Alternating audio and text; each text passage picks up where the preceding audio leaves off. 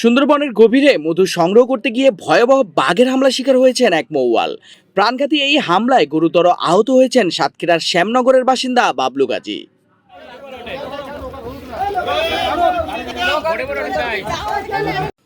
ঘটনাটি ঘটেছে সুন্দরবনের সাতক্ষীরা রেঞ্জের কাছিকাটা এলাকার পায়রাটুনি খালে। বনজ সম্পদ সংগ্রহের জন্য মৌসুম জুড়ে জীবন বাজি রেখে সুন্দরবনে প্রবেশ করেন শত শত মৌয়াল, কিন্তু প্রতিটি যাত্রাই যেন মৃত্যু ঝুঁকিতে ভরা। আহত বাবলু গাজীর বয়স ৪৮ বছর। তিনি শ্যামনগর উপজেলার গাবুরা ইউনিয়নের ডুমুরিয়া গ্রামের বাসিন্দা এবং মালেক গাজীর ছেলে। স্থানীয় সূত্র ও ফিরে আসা মৌয়ালদের ভাষ্য অনুযায়ী মাঝি ইউসুফ গাজীর নেতৃত্বে একটি দল রোববার সকালে সুন্দরবনের পায়রাটুনি খাল এলাকায় মধু সংগ্রহে যায়। সকালে মধু ভাঙার কাজ চলাকালে হঠাৎ ঝোপের আড়াল থেকে একটি রয়্যাল বেঙ্গল টাইগার বেরিয়ে এসে বাবলু গাজীর ওপর ঝাঁপিয়ে পড়ে। মুহূর্তেই আতঙ্ক ছড়িয়ে পড়ে পুরো এলাকায়। সঙ্গে থাকা অন্য মৌয়ালরা চিৎকার শুরু করেন এবং লাঠিসোঁটা নিয়ে বাঘের দিকে এগিয়ে যান।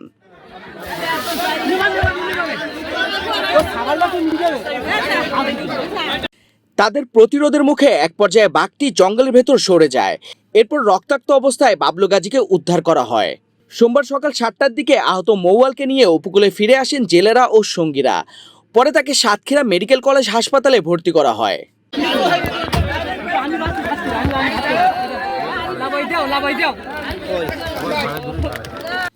তিনি আরো বলেন, বাবলুর শরীরের বিভিন্ন স্থানে গভীর ক্ষত রয়েছে এবং তার অবস্থা গুরুতর। বন বিভাগ জানিয়েছে, সুন্দরবনে প্রবেশের সময় মৌয়ালদের নিরাপত্তার নির্দেশনা মেনে চলতে বলা হয়। আহত মৌয়ালের চিকিৎসার বিষয়ে খোঁজখবর রাখা হচ্ছে। বিশ্বের বৃহত্তম ম্যানগ্রোভ বন সুন্দরবনে প্রায় মানুষ ও বন্যপ্রাণীর সংঘাতের ঘটনা ঘটে। বিশেষ করে মধু সংগ্রহ মৌসুমে বাঘের হামলার ঝুঁকি সবচেয়ে বেশি থাকে। তবুও জীবিকার তাগিদে প্রতিদিনই জীবন হাতে নিয়ে জঙ্গলে ঢুকছেন মৌয়ালরা, আর প্রতিটি যাত্রাই হয়ে উঠেছে অনিশ্চয়তা আর আতঙ্কের আরেক নাম।